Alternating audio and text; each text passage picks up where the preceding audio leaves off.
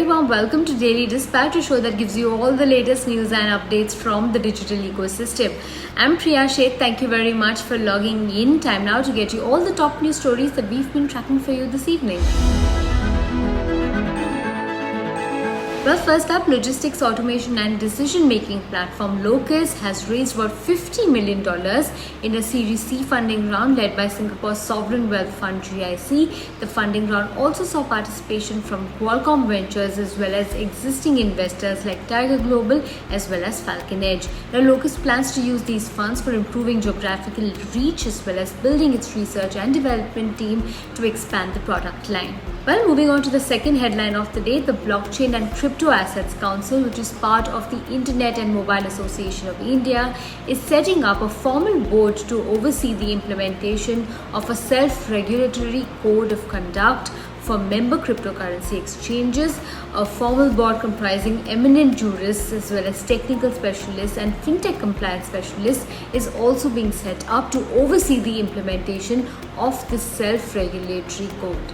Well, browser testing startup Lambda Test has raised about $16 million in a Series B funding. With the fresh capital, the company plans to scale its existing testing ecosystem and to build next-generation cloud infrastructure for users. But the company will also look to launch a new suite of products for developers this year. Well, moving on to the final headline of the day, IT services firm Wipro has invested about $1.2 million in Squadcast as part of a business partnership with the SaaS startup to provide IT incident response as well as site reliability engineering services.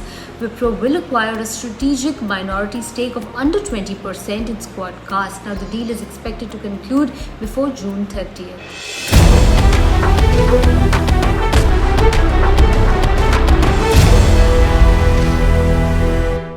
Well, a very warm welcome to this panel discussion where we're going to talk about the EdTech space. The topic of the panel discussion is, can e-learning become the primary source of education in the medium to long term? And joining me is a very eminent panel of two speakers from both an academy as well as Topper. But before that, let me tell you a little bit about the growth of the EdTech space over the last 12 months. India's EdTech industry has been booming over the last few years. The pandemic seems to have accelerated growth in the $700 million EdTech space in India. Reports suggest that India's EdTech industry is poised to become a $30 billion industry in the next 10 years. The number of investments into this sector point out the sheer opportunity and scope of growth. Interestingly, the EdTech industry has attracted private equity investments of about $4 billion in the last 5 years. This has led to the emergence of global EdTech leaders like Byju's, which now command a valuation of as much as $15 billion. A report by Redseer Consulting and Omidyar Network India has mapped the growth in usage from 2019 to 2020. It has revealed that EdTech users, both paid and free unique users in K-12 and the post-K-12 segment, have seen an increase, with the user base doubling from 45 million to 90 million. There has also been a 50% increase in the time spent, which has gone up from 60 minutes to 90 minutes. The report also noted a 40% increase in willingness to pay and a massive 83% jump in the paid user base. Partnership building will be key for EdTech players to win varied customers. Institutional and cross-sector partnerships will enable wider reach as EdTech players attempt to expand their user base.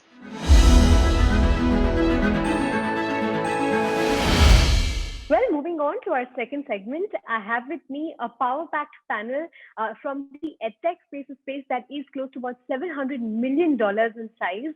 I have with me Vivek Sinha from an academy, and I have Prabdeep Bedi from Topper. Thank you, gentlemen, for joining us today on this panel. I want to begin by asking you about how the space has boomed over the last couple of months. I was reading some report, and it said that only in 2020 we've seen more than 485 startups enter this EdTech space. So, is the space getting more cluttered by the day, Mr. Bedi? I think it's actually both, right? I don't think it's getting cluttered. I think we are seeing new companies emerge in different areas, right? So for example, until about a year and a half ago, we only had e-learning, or which is, let's say, divided between K-12 and post K-12 as the major industries. Now you have SaaS companies entering the market as well, which are enabling schools and colleges and other educational institutions, coaching classes, etc., to come online, because everybody believes that the future is going to be hybrid, and therefore you are seeing a lot of companies emerging in that space as well.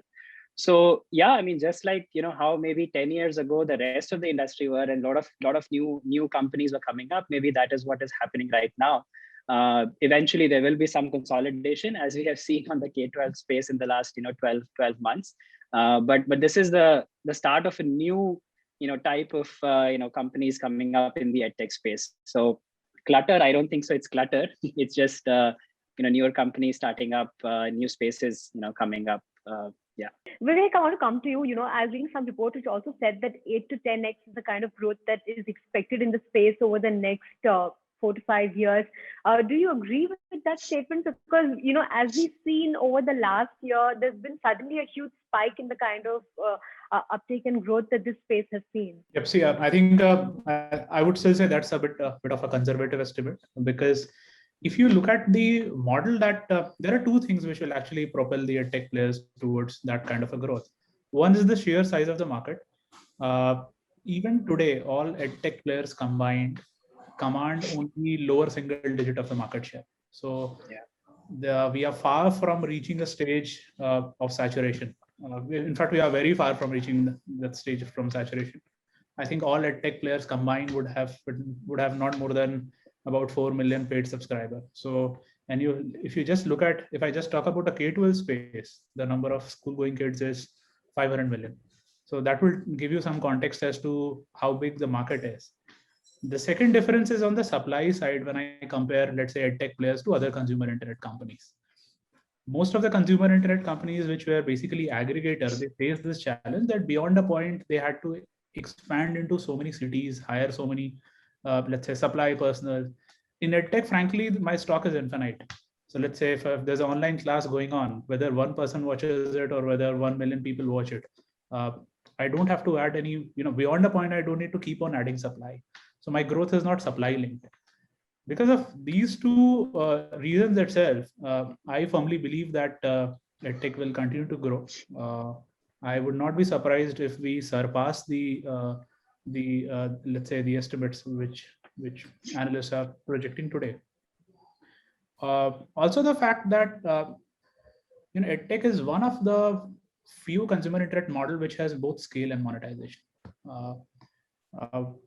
We are the category leader in one of the segments of edtech, which is test prep, and inherently edtech is a very high gross margin business if you get your basics right, which also tells me that unlike, let's say, in vertical e-commerce space or in models which were inherently aggregator, beyond a point when the company scaled, they were not able to, let's say, control the burn or keep a control on unit economics.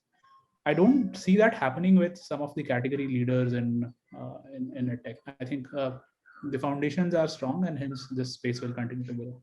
I want to talk about growth numbers that the both of you have seen over the last year, and I understand that it is exponential growth, if I were to put it in one word.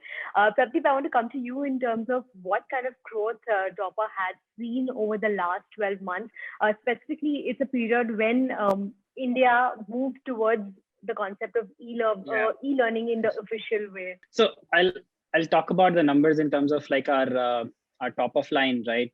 Which starts with the number of users actually coming on the platform, to the sessions that they have on the platform, right? So just pre-pandemic, so I would say somewhere around February of 2020, our number of subscribers on the platform were roughly about 8 million or so, right? These are the monthly active users that come on our platform.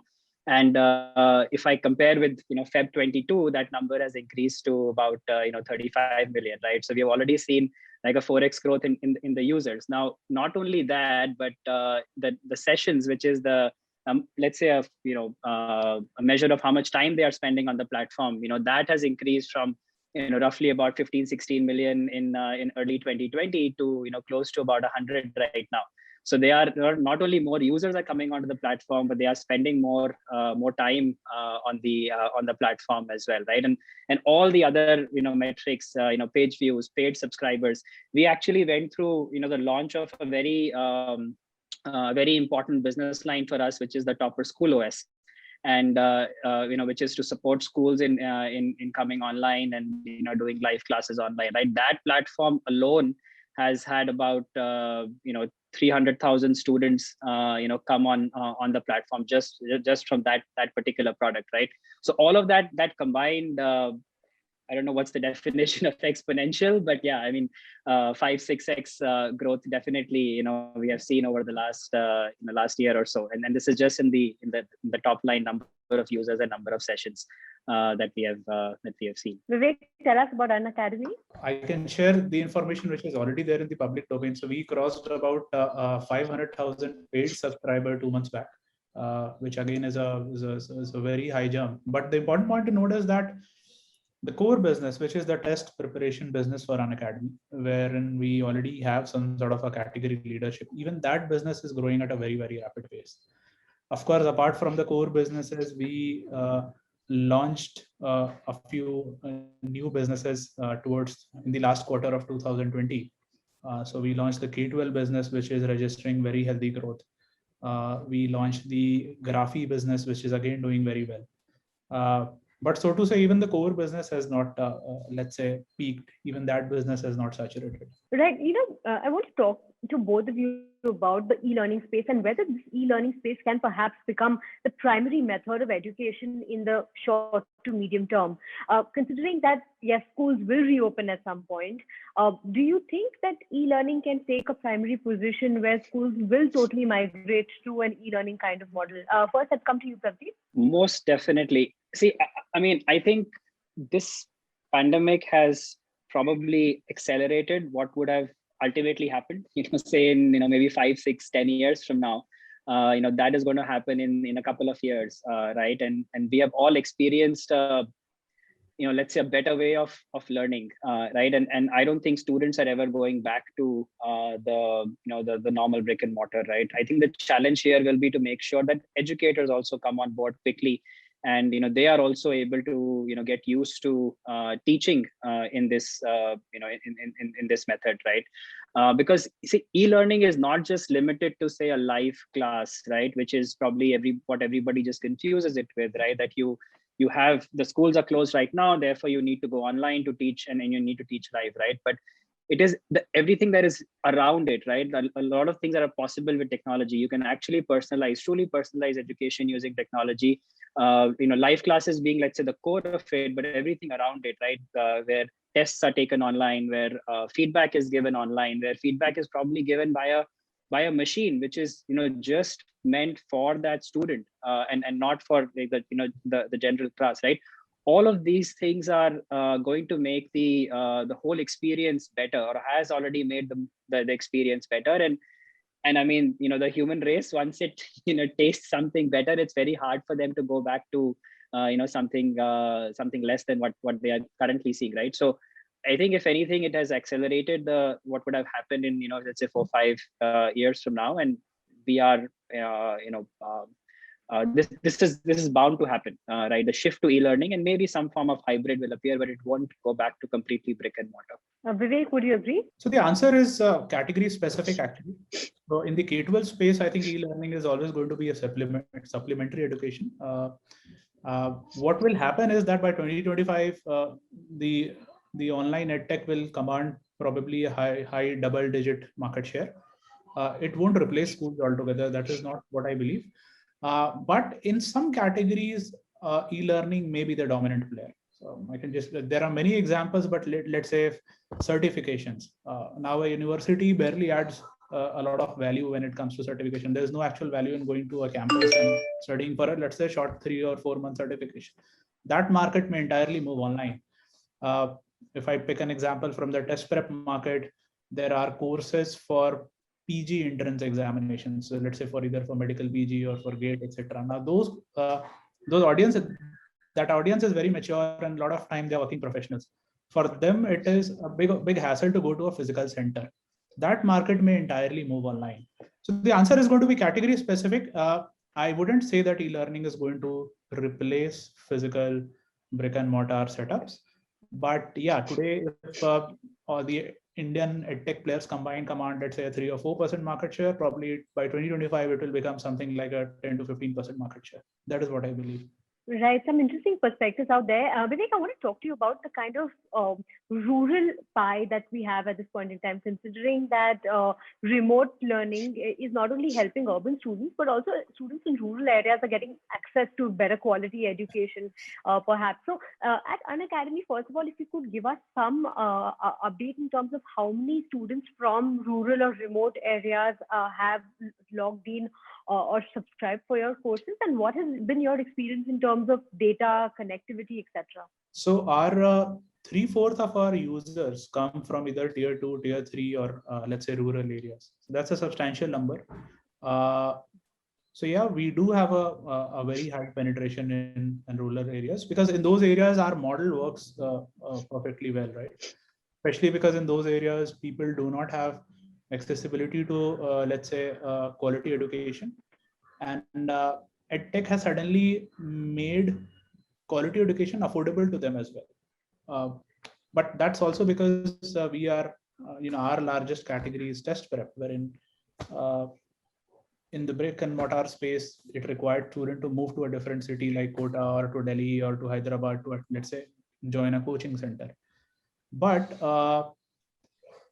there are there's tremendous scope. There's a lot more that we can do, and going ahead, let's say if we solve for vernacular or if we solve for regional languages, that is going to be a big force enabler for us. So right now, mostly our products are available in Hindi and English and a few regional languages for some of the state, let's say, level courses. But we have to do a lot when it comes to vernacular. On the tech side, sometimes there are challenges which let's say a student residing in a rural area faces, especially in case of interactive sessions, because the streaming speed or let's say the device capability is not up to the mark.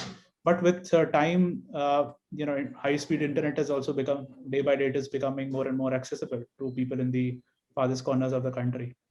So yeah, a lot of infrastructural issues will get solved in the coming years, and of course, as business, it is our responsibility as well to keep on continuously improving our product to cater to that segment.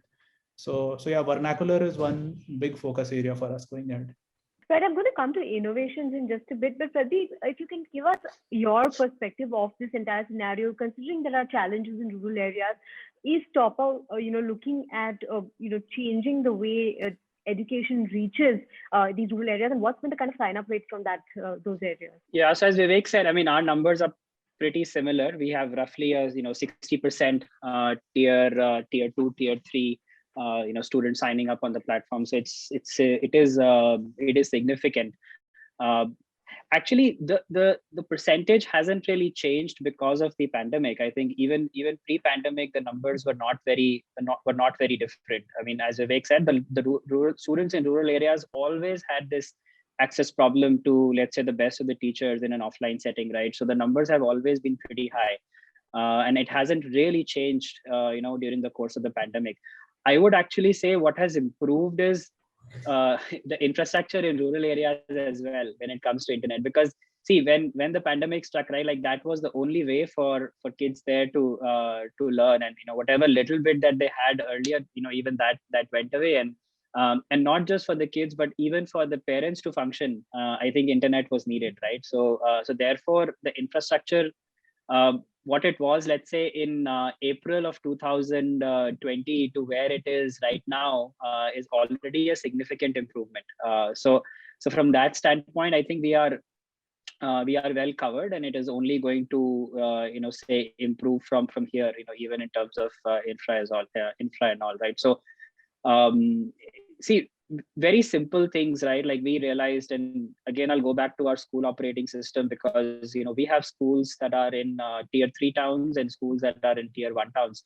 And what we realized was that early on, let's say a web-based live class consumed a lot of bandwidth versus if you were to do it on the app, the bandwidth consumption was a lot lower, right? So we just had to move very quickly in that direction to make sure that we are building for them, because no student can be left behind, right? Especially when it came to very basic school education, right? So those very simple things we realized early on in 3-4 months from when the pandemic struck, we were solving the problems for let's say the Bharat as well, right? So that happened pretty quickly, and I think going forward we are well set. And yeah, as Vivek said, vernacular is maybe something that we all need to work on.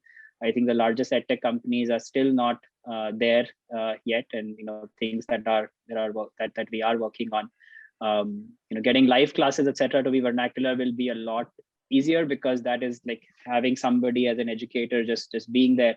But getting the entire system to be, let's say in a Telugu or a Kannada or Tamil is going to take some time, because you have to change the script. And other than Hindi or Devanagari and Roman, our systems currently don't have any of that infrastructure, so we'll have to change that. Right.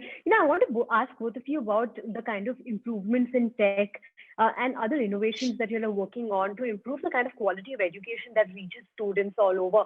So Vivek, first, if I could come to you, maybe the top 3 areas of priority for an academy in the year 2021, 2022 to improve the kind of outreach out there? Sure. So see, the first priority is a lot of innovation that we are doing on the product side. We also are cognizant of the fact that once the pandemic is behind us, once offline opens, there is going to be some amount of competition from the offline space, right?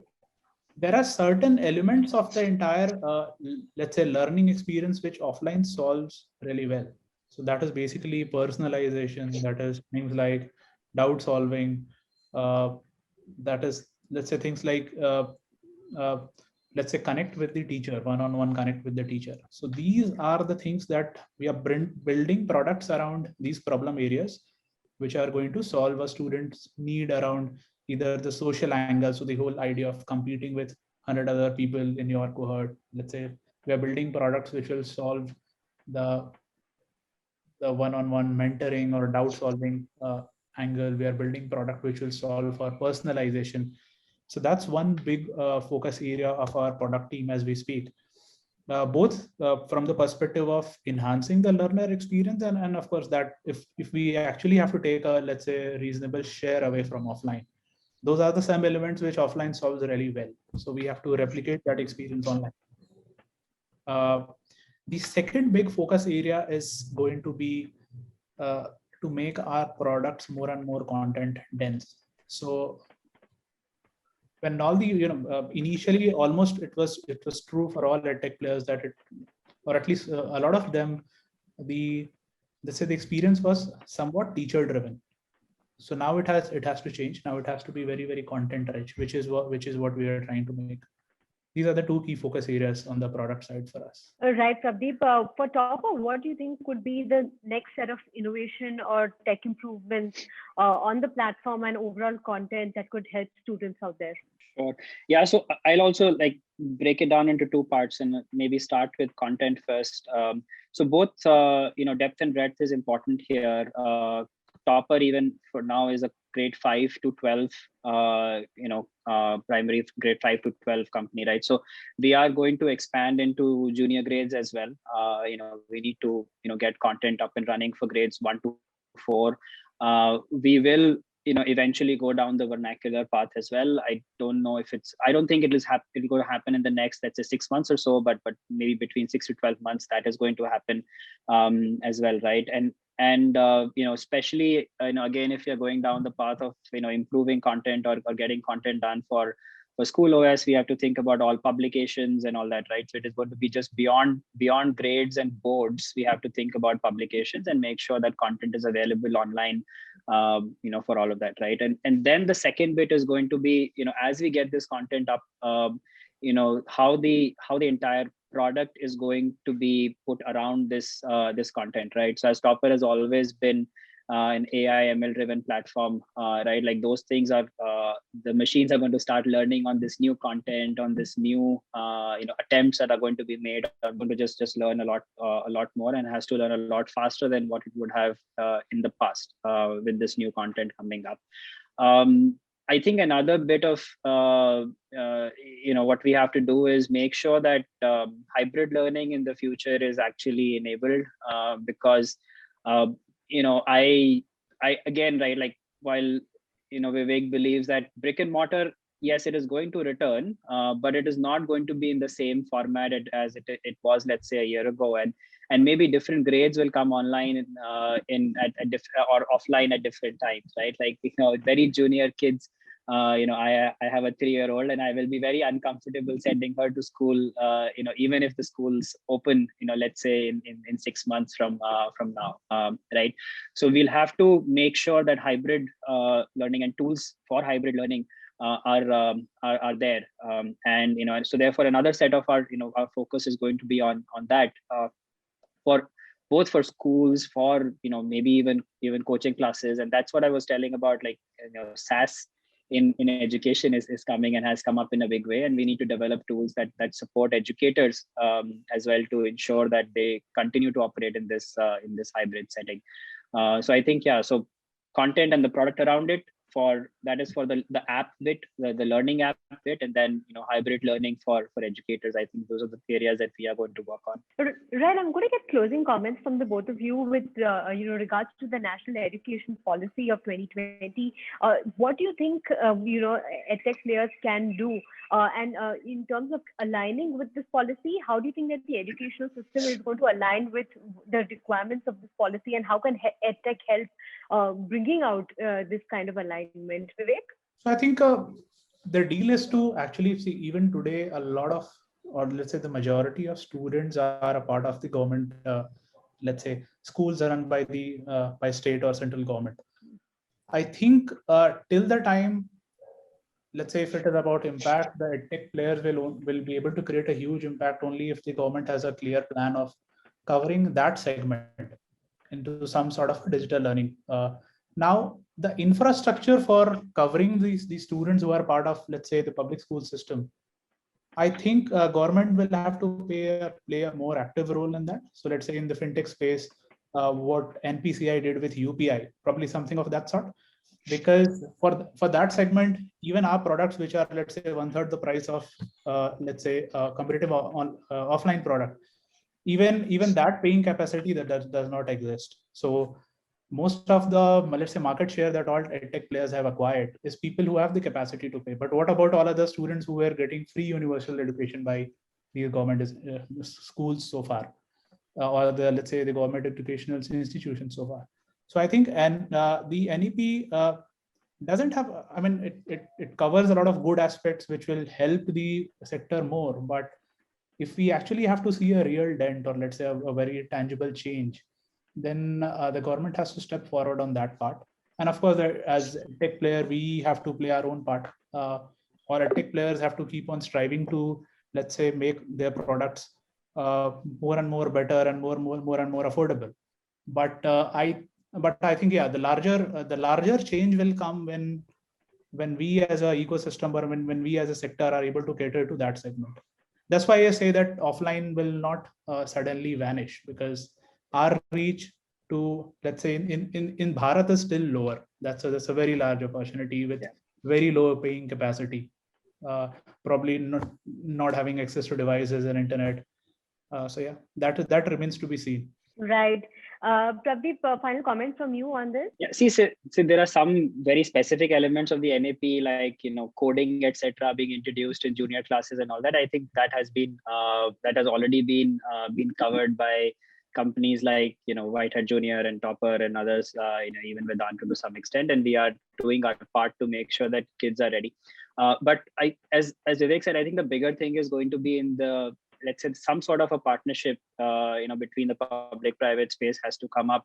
I feel that one of the biggest challenges is going to be teacher training, going forward, right? Whether it is, again, going back to the specific example of coding in schools, to even getting teachers comfortable to teach in an online setting, all that. And I think the edtech companies can actually play a big role in teacher training as well.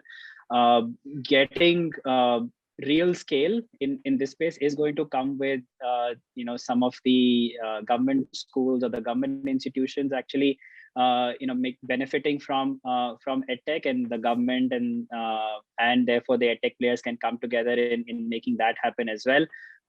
So yeah, I mean, the government has to move a few steps forward. We will definitely move many steps forward and make whatever needs to happen to make sure that a large chunk of the let's say the 300 million odd school going students in India benefit from edtech going forward. All right, gentlemen. Thank you very much for being a part of this Power Pack discussion. Thank you so much for your time and being a part of the Daily Dispatch. Yeah. Thanks, Priya. Thanks, Vivek. Well, time now to wrap up this edition of the Daily Dispatch. I'll catch you tomorrow at 5 p.m. Goodbye and take care.